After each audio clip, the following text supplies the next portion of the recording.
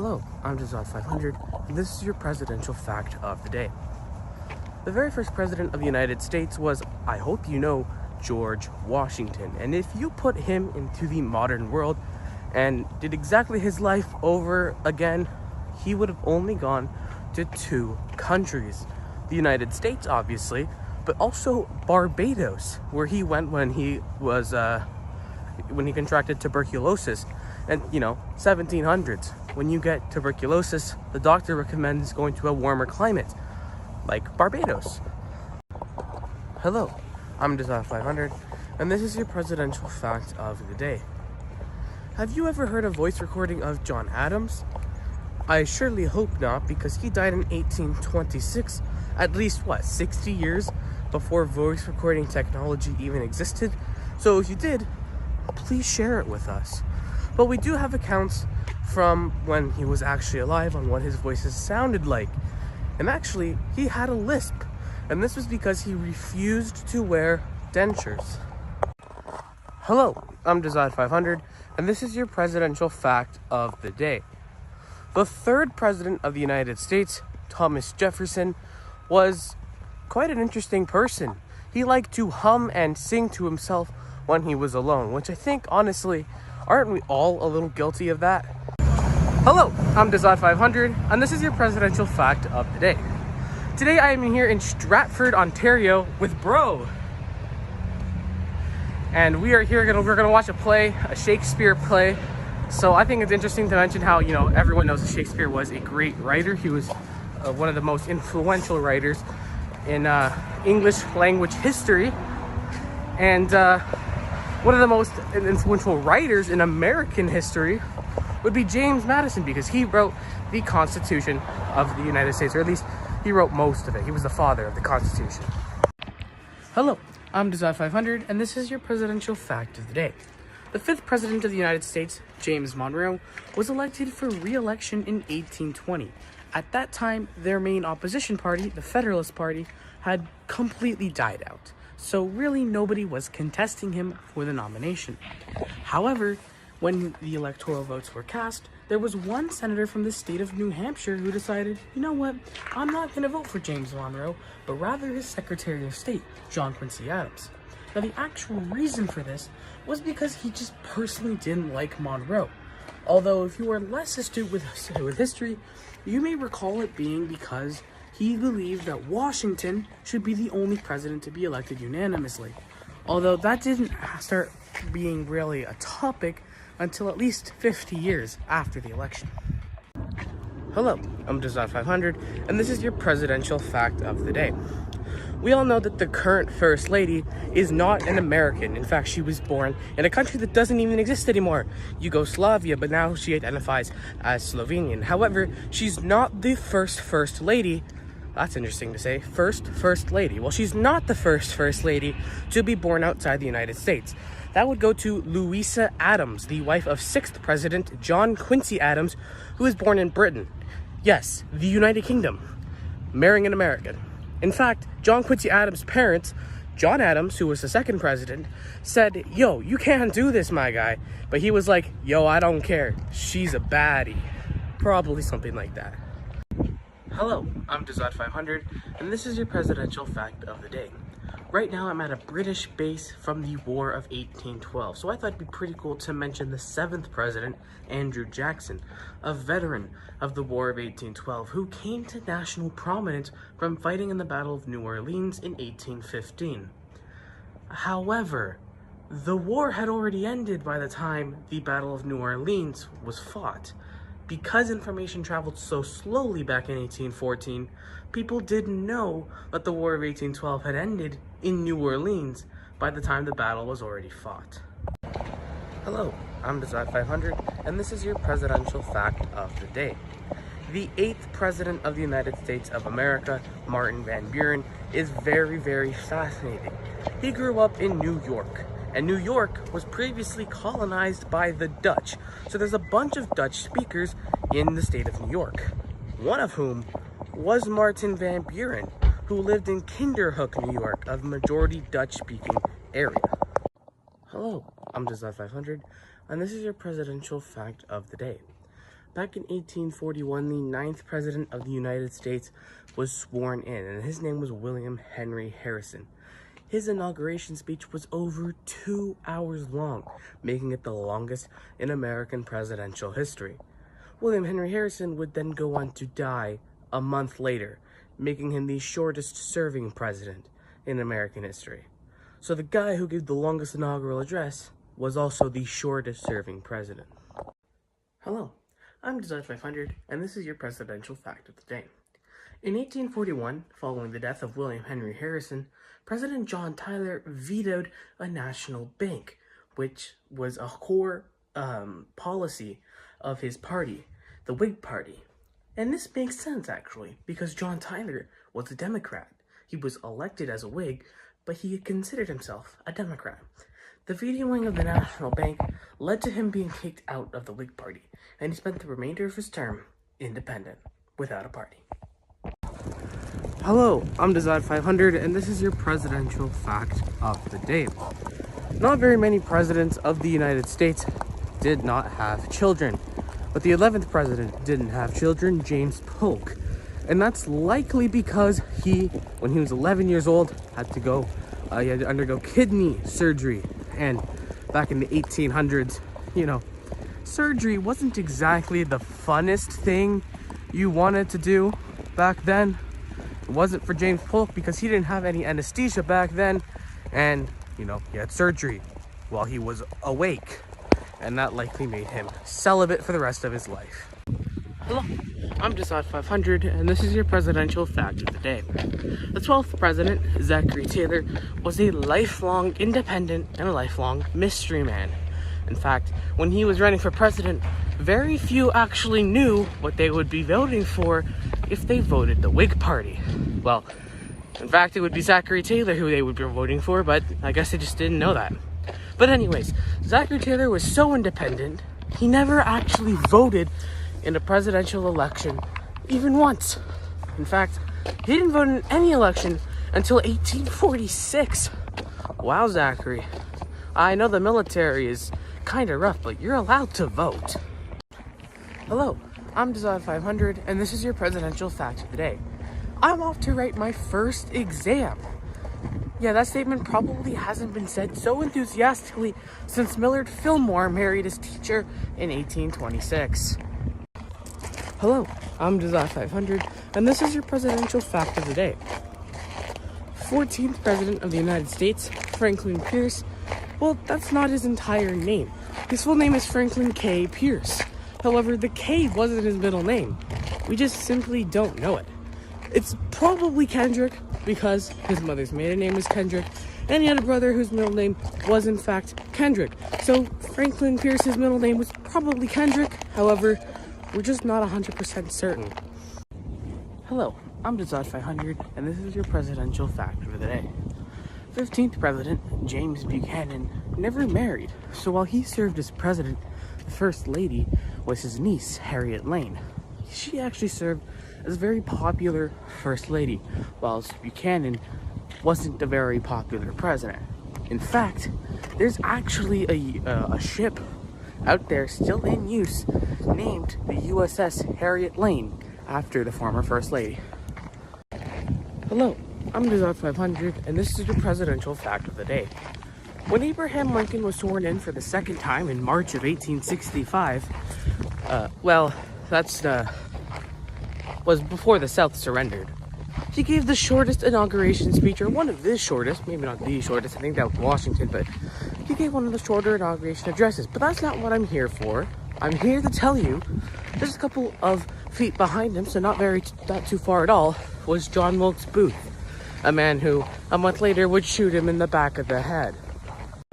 Hello, I'm Design500, and this is your presidential fact of the day. America started as a secessionist movement from King George III. The last president alive at the same time as King George III was 17th President Andrew Johnson, who was involved in also secessionist movements, but in a much different sense. Hello, I'm Design500, and this is your presidential fact of the day. I have a question, actually. Who was the 18th president and arguably best general in the U.S. Civil War? Did you say Ulysses S. Grant? Well, you're definitely correct. However, to say that that was his name would actually be wrong. His birth name was Hiram Ulysses Grant. He hated that name, by the way, because his initials were Hug. When he joined West Point, he didn't write down his name, but a friend did, mistaking his name for not Hiram Ulysses Grant, but Ulysses S. Grant. And he went by that the entire time because he liked having the initials US. Hello, I'm Desai500, and this is your presidential fact of the day. The 19th president, Rutherford B. Hayes, was one of very many who fought in the Civil War.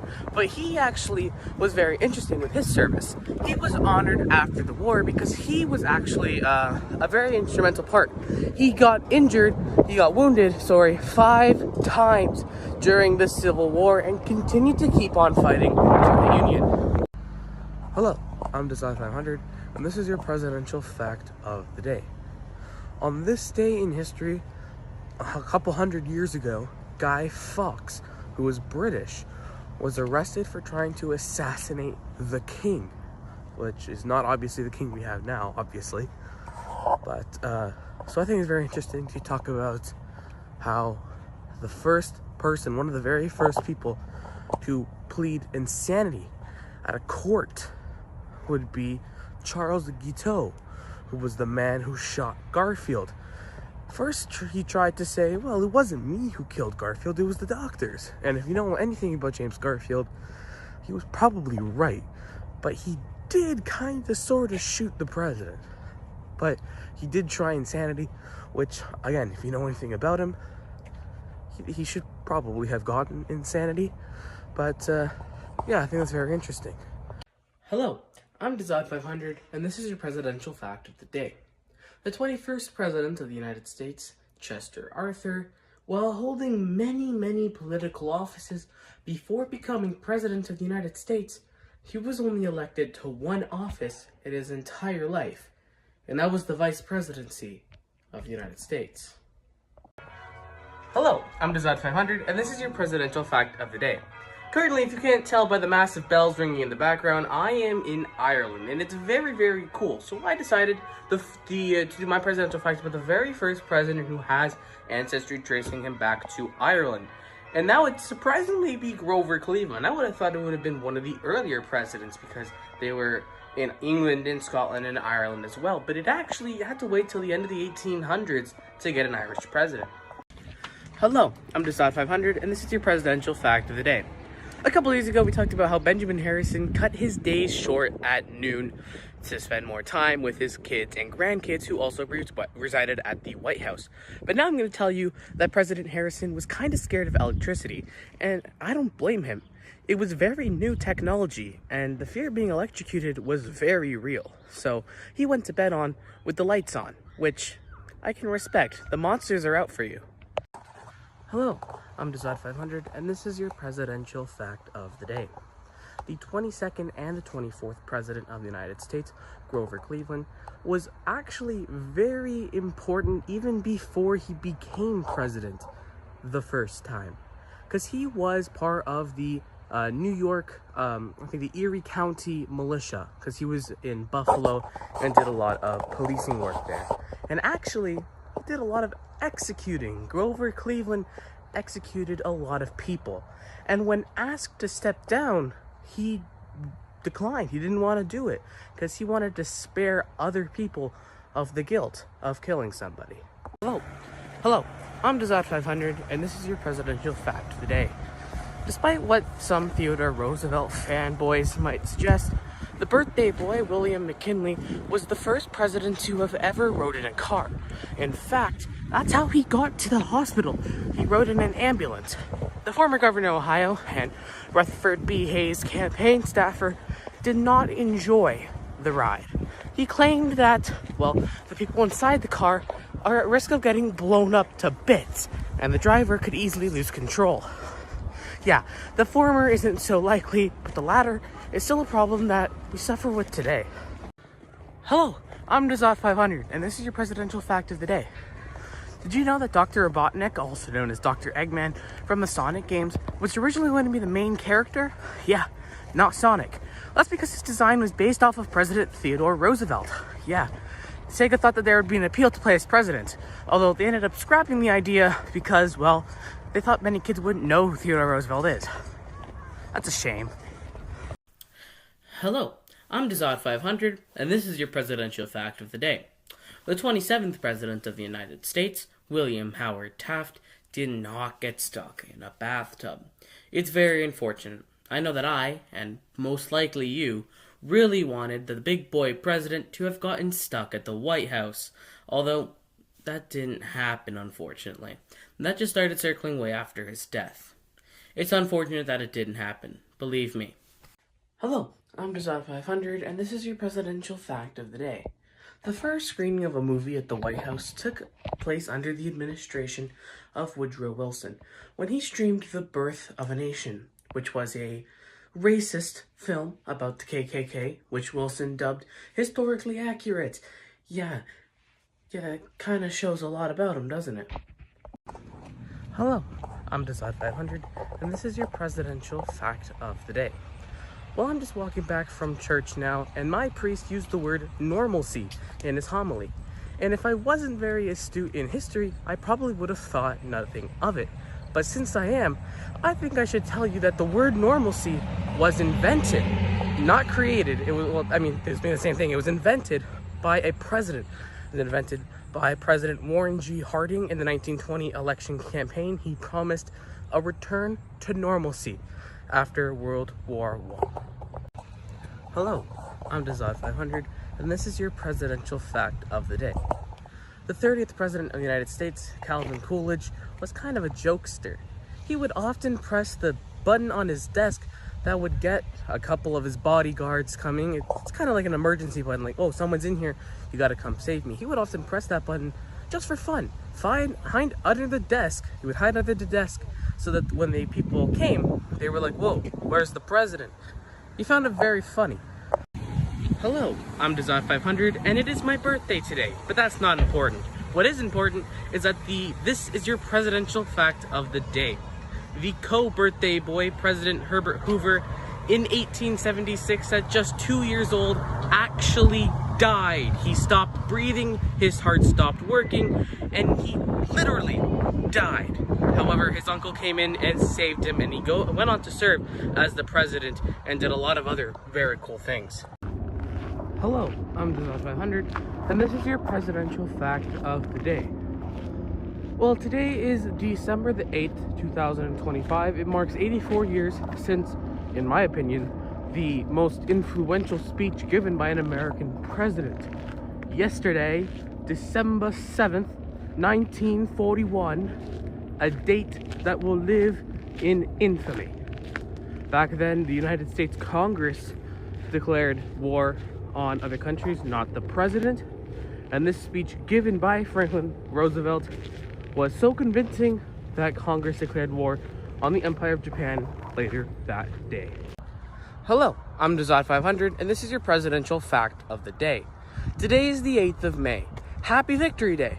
Today marks 80 years since the surrender of Nazi Germany in World War II. The honors of announcing this to the American people fell on the president, Harry S. Truman, who, yes, was stoked that Nazi Germany surrendered, but was even more stoked that it was on his birthday. That's right, the 8th of May, 1945, was Harry S. Truman's 61st birthday, and he had the honor of announcing the surrender of his main adversary on his birthday. Hello, I'm Dazad500, and this is your presidential fact of the day. The 34th President of the United States, which was the one right before John F. Kennedy, was named Dwight David Eisenhower. Now, he was a pretty interesting character in American history because, yes, he was the president, which is probably your number one in history. Like, you can't really get better than the president. But he was also a general, and a very famous general. He was the general who conducted the D-Day operations on June the 6th, 1944. Hello, I'm Dazad500, and this is your presidential fact of the day. Today is the 22nd of November.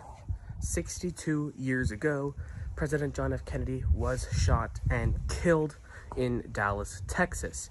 And he actually had a lot of back problems. And that's why, because he had these back problems, he was prevented from ducking fully after the first shot, which didn't kill him. The first shot didn't kill him. And he was prevented from ducking after the first shot hit because of his severe back problems.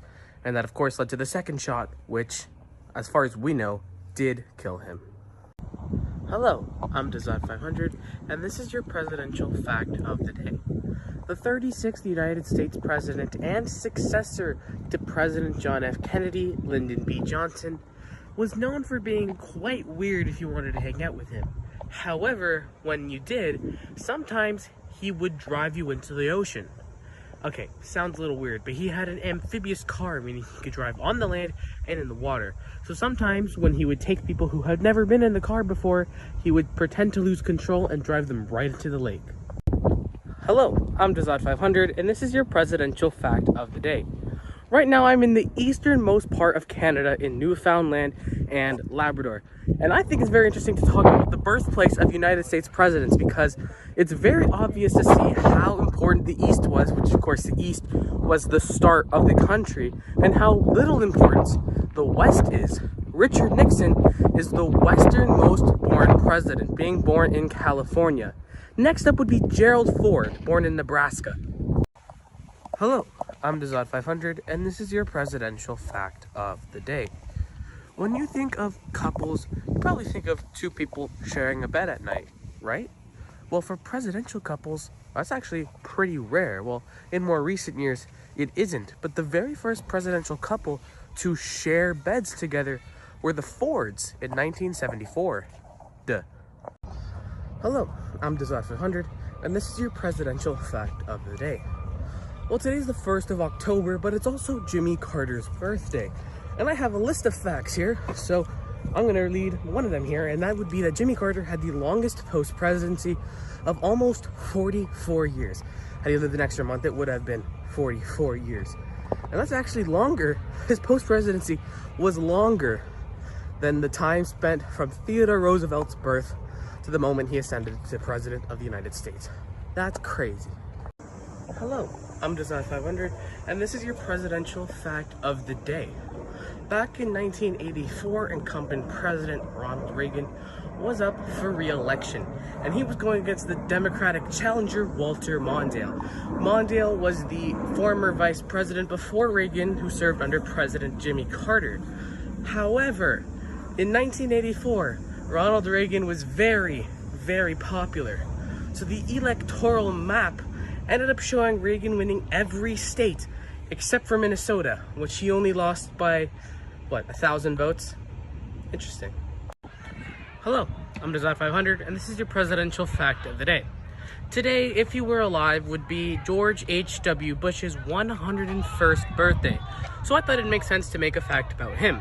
And the fact for today is that when it was the Great Depression, his parents were pretty rich. So he actually brought a full lunch to school, while the other kids didn't bring any lunch to school.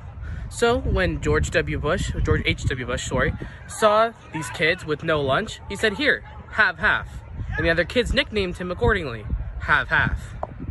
Hello, I'm Dazad500, and this is your presidential fact of the day. Former United States President Bill Clinton, back in 2011, was called onto an NPR radio talk show.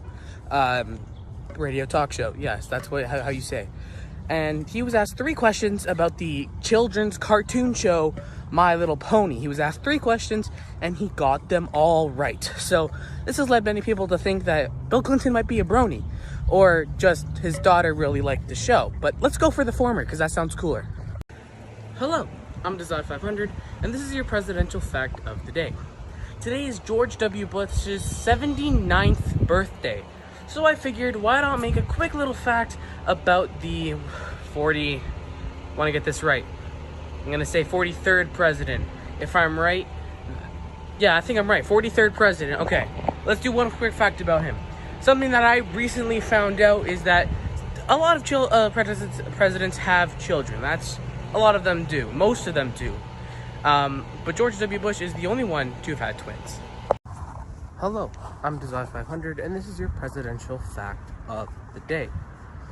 The 44th President of the United States, Barack Obama, was the very first president to do a lot of things, but he was also the very first American president who was born and served under the same American flag with 50 stars.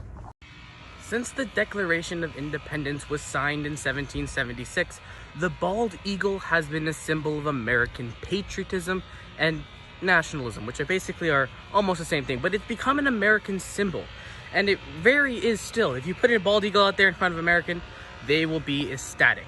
However, it was not the national bird up until very, very recently. In December 2024, President Joe Biden signed a bill that made the bald eagle the official national bird of the United States. Hello, I'm Dazad500, and this is your presidential fact of the day.